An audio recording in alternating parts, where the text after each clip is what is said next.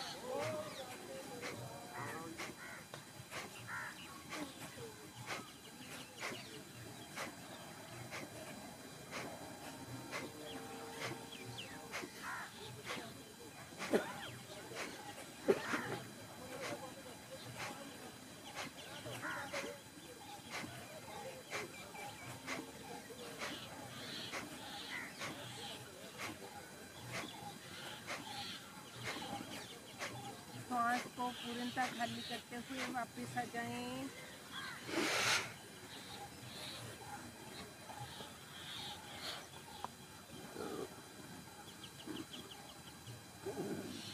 बिल्कुल शांत होकर बैठें।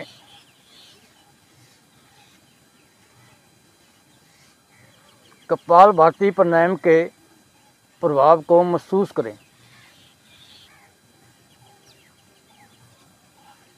बिल्कुल शांत। जो कंप मेरे शरीर में हो रहा है इस समय, उसको महसूस करने का प्रयास।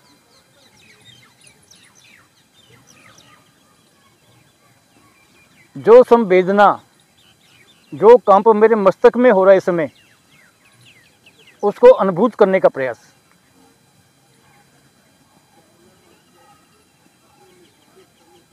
जो सूक्ष्म गतिविधियां मेरे शरीर में हो रही हैं इस समय, उसको महसूस करना। हमारे शरीर का सूक्ष्म जगत जागृत हो जाता है जब हम कपालभाति प्राणायाम करते हैं। जब सुबह आप 2 बजे उठें, कम से कम 550 बार कपालभाति प्राणायाम करें। 100 के स्टेप बना के 100 के बाद रुकना, फिर शुरू कर देना, फिर रुक के मानसिक अवलोकन करना, फिर 300 बार करना, फिर 400 बार करना, फिर 500 बार करना, फिर 50 बार करना। हो सके तो अपने अभ्यास को 1000 के ऊपर ले जाना बस। जो कंप या संवेदनशीलता, जो मेरा सूक्ष्म जगत जागृत होगा अपने भीतर, बिल्कुल शांत भाव से उसको महसूस करना।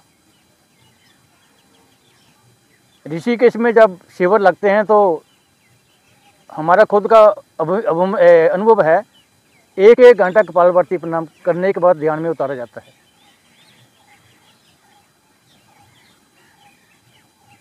शांत होकर अपने श्वास को देखना।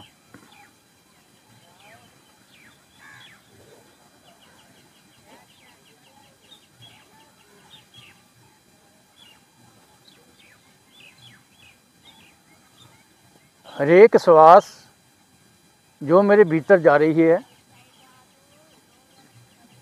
या जो मेरे नासिका से बाहर जा रही है, उसको अनुभूत करना।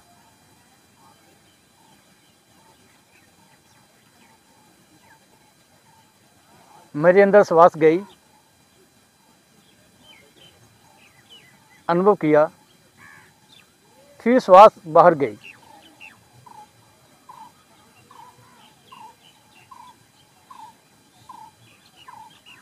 सूक्ष्म भाव से नासिका के भीतर जो मेरे सूक्ष्म मांस है, नासिका सूरज चंद्र नाड़ी के भीतर, उसके ऊपर श्वास को महसूस करना।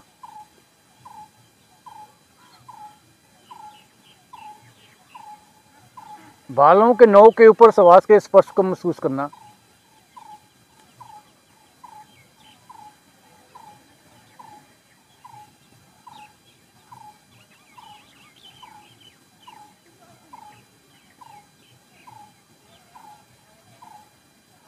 फिर नासिका के अग्रभाग से कंठ तक यहीं पे आंदोलन करना श्वास के साथ।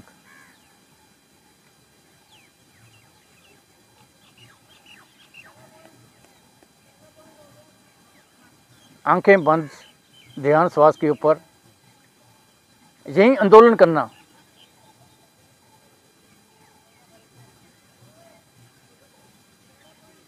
ये जो 2 उंगल, 3 उंगल या 4 उंगल की जगह है, नासिका के अग्रभाग से लेकर मुंह के अंदर जो छोटी जीभ है वहाँ तक, गर्दन के यहाँ सूर्य चंद्र नाड़ी जाके मिल जाती है, उस भाग के ऊपर।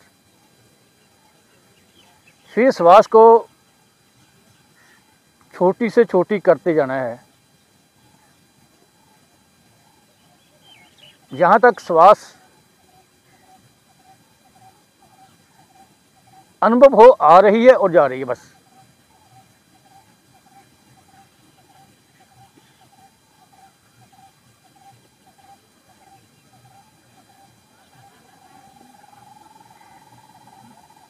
श्वास को और सूक्ष्म करना।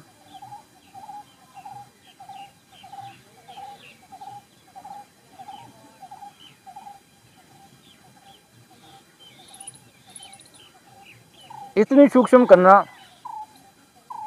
मेरे होठों के ऊपर पानी के कण जमा हो जाएं।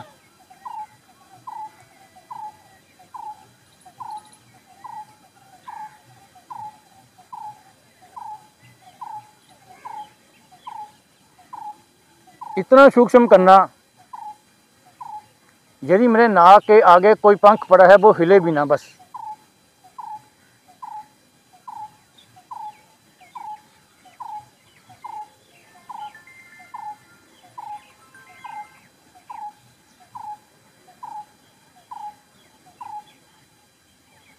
एक धागा बांधा हुआ छत से लेकर मेरे नाक के आगे, वो धागा भी ना हिले, इतने श्वास को सूक्ष्म करना है अपने।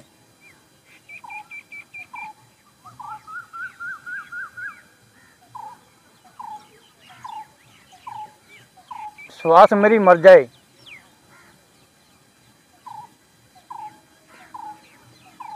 ये प्राइमरी अभ्यास नहीं है, जे उच्च कोटि का अभ्यास है ये वाला।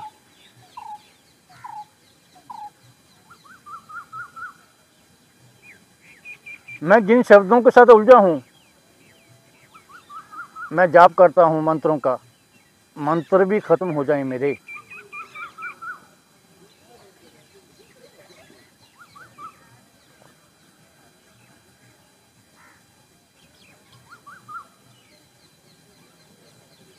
जो मेरी श्वास के साथ ध्वनि उत्पन्न होती है, नाद उत्पन्न हो रहा है मेरे श्वास के साथ, जो स्वर उत्पन्न होता है, अनहद नाद,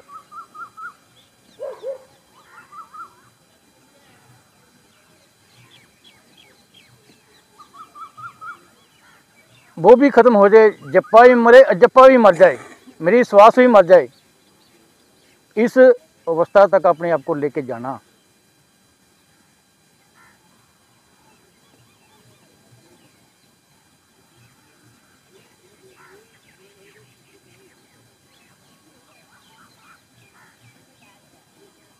ना कोई रहा जप्पा, ना कोई अजप्पा, मर जाए अनहद नाद।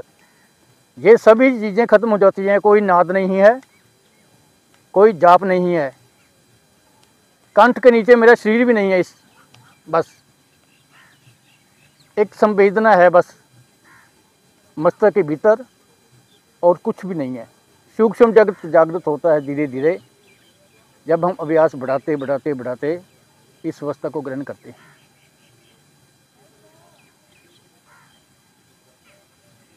अब आगे का मार्ग खुद ब खुद कैसे मिलता है? ध्यान जाएगा आपका आज्ञा चक्र के ऊपर, बस ना चाहते हुए भी ध्यान आज्ञा चक्र के ऊपर। श्वास जो ले रहे हैं, जो अंदर जा रही है, उसके प्रभाव से आज्ञा चक्र जागृत हो जाता है बस।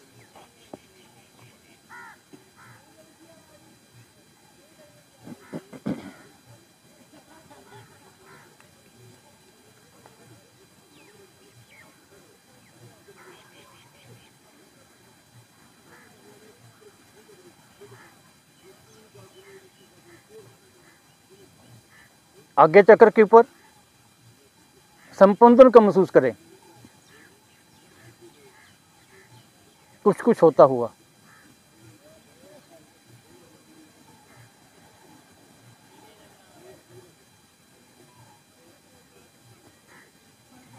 प्रकाश की अनुभूति,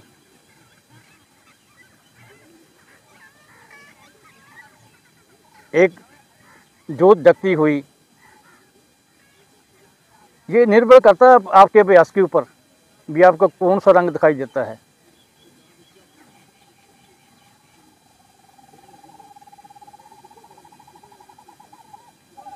यदि मेरे चेतन मन में गुरु की शक्ल है तो मुझे गुरु दिखाई देगा बस।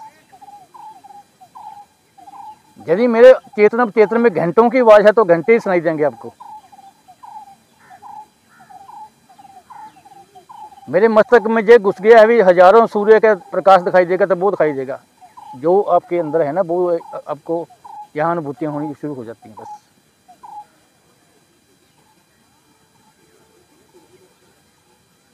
प्रकाश की अनुभूति पूरे मस्तक के ऊपर, एक कंप सा लगता है, फिर वाइब्रेशन सी होती है फिर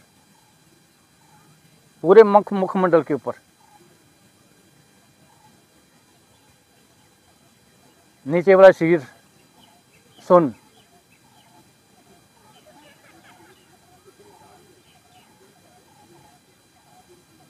आगे का रास्ता इतना आसान है, इतना सुगम है, अपने आप रास्ता मिलता जाता है।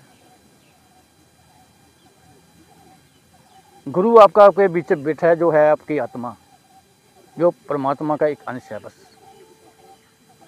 वो आत्मा का सफ़र अपने आप शुरू होता है। जैसे गंगा गोमुख से निकलती है, खुद ब खुद रास्ता बनाती बनाती समुद्र में जाकर विलीन हो जाती है, अपने आप ही समा जाती है।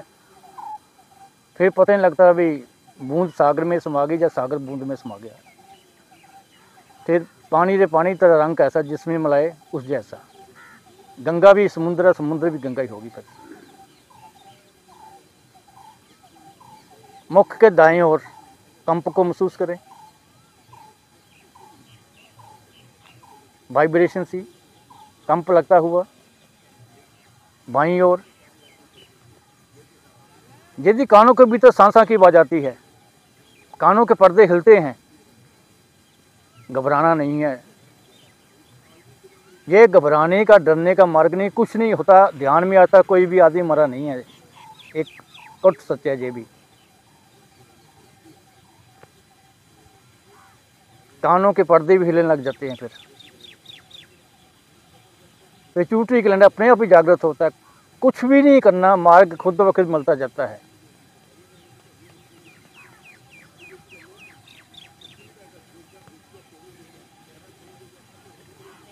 खुद ब खुद आगे का मार्ग खुद दिखाई देगा। 10वें द्वार के ऊपर सहस्रार चक्कर।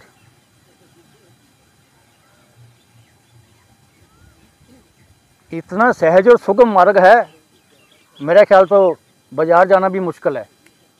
बाज़ार से जाके सामान परचेज करके लाना मेरे लिए मुश्किल है। ये काम आपके लिए भी इतना ही आसान हो जाएगा। बस आप कहोगे मोटरसाइकिल चलाना बहुत मुश्किल है, आंखें बंद करके भीतर उतरना बहुत आसान है। बस ध्यान 10वें द्वार के ऊपर।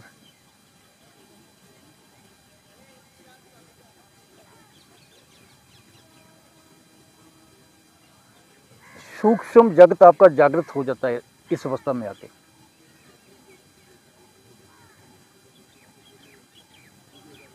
दसवां द्वार जागृत हो जाता है। इस अवस्था में बैठना है निर्लेप होके, निर्विचार होके। बस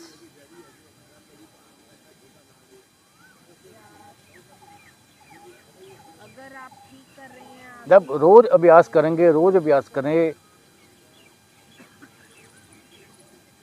कभी ना कभी, गर्दन को स्थिर किसी न किसी दिन ऐसा लगेगा 10वें द्वार से एक प्रकाश सा निकल गया आकाश की ओर, ब्रह्मांड की ओर।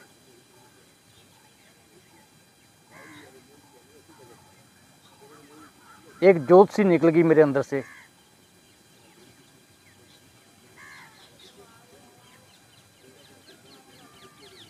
वो पहुंच गई आकाश तत्व में जाके, जिसको ब्रह्मांड कहते हैं। हर एक संप्रदाय ने अपने अपने नाम रखे हुए उसके।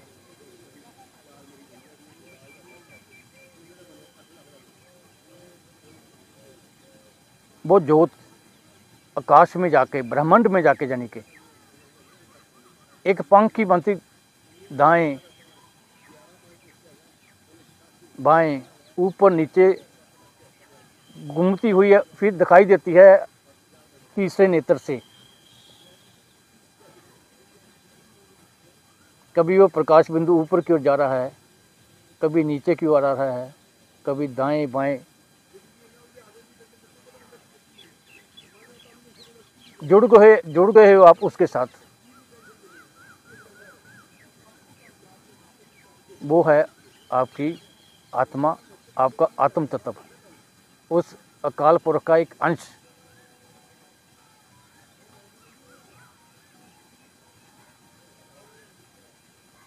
फिर जहाँ टिक जाना है, बैठ जाना है, अमृत वेला संभाल लेना है अपना।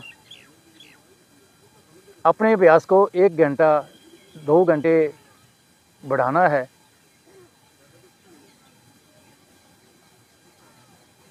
जो साधक इस अवस्था को ग्रहण कर लेता है, दोबारा उसको कहना नहीं पड़ता भी तू भाई बैठ। वो खुद ब खुद बैठता है, समय ढूंढता है अकेला बैठने के लिए। यहाँ पे अनुभूति होती है आनंद की, मज़ा नहीं दुनियादारी का मज़ा है, आनंद, परमानंद की अनुभूति होती है। जो साधक एक बार ये रस चख जाता है, वो बार बार बैठता है। फिर वो शिष्य नहीं है, वो गुरु हो गया है। क्यों नहीं हमें जे गुरु लोग ये अभ्यास कराते, कहीं चेला मेरा हाथ से न निकल जाए, वो शिष्य बना के रखना चाहते हैं। जबकि हमारे वीरबान जी का ये उद्देश्य है, सभी को गुरु बनाना है, शिष्य किसी को नहीं बनाना, आगे लेके जाना है बस। जो ज्ञान आपके पास है, यदि वो आप नहीं बांटते तो आप पाप के भागीदार हो।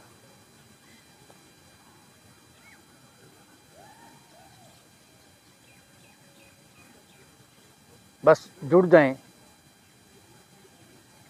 इस अवस्था के साथ, निर्लेप, निर्विचार, जो मूल मंत्र का सार है हमारा, ये वही अवस्था है जन्म बंधन से मुक्त, समय सीमा से बाहर, ना जन्मा है ना मरा है, यानी कि ना जन्म बंधन से भी मुक्त, इस देह से भी मुक्त। मैं तो यकीन करता हूँ भी कोई देहधारी गुरु हो ही नहीं सकता जी, वो एक टीचर है, मार्गदर्शक है, उससे ज़्यादा कुछ भी नहीं है। जो ज्ञान है ना वो हमारा गुरु है, जिस मार्ग के ऊपर जाके हमने इस अवस्था को ग्रहण करना है।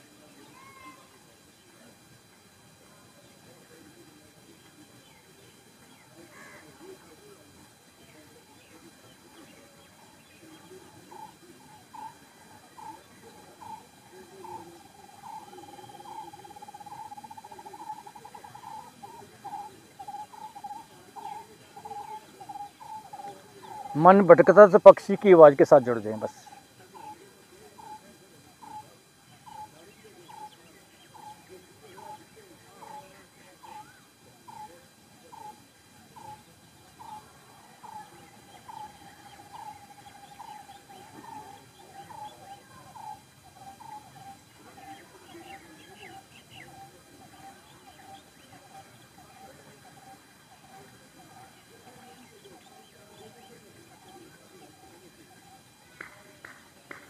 जब आप अभ्यासी हो जाते हो, फिर इतनी लंबी क्रिया करने की ज़रूरत नहीं है। आंखें बंद की, मैं जानता हूँ कुछ ऐसे लोगों को, एक बीबी परमजीत कौर है, प्रदीप कौर, आंखें बंद करते ही करेगी, बस एक बार उसने बोल दिया ना नाभि से वाहे गुरु, बस वो 2-2.5 घंटे के लिए ख़त्म है उसका काम।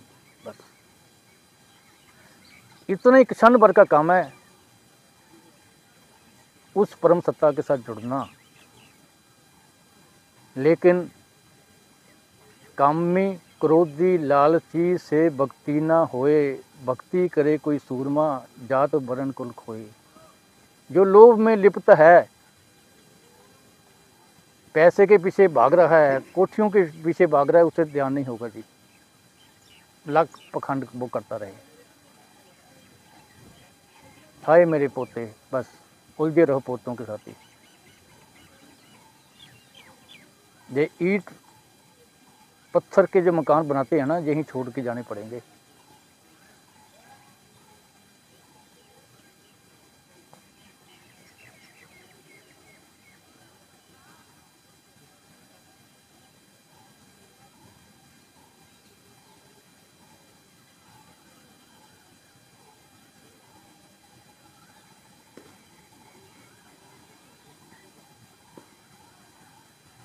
शांत,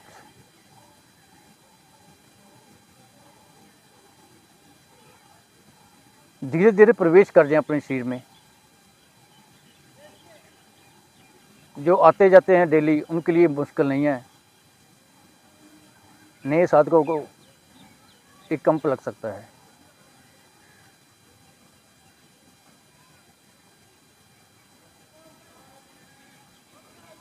अपने पैरों को हिलाएं, हाथों को हिलाएं, दोनों हाथों को प्रणाम मुद्रा में लेके आएं, एक दूसरे को प्रणाम करें। आपका बहुत बहुत धन्यवाद।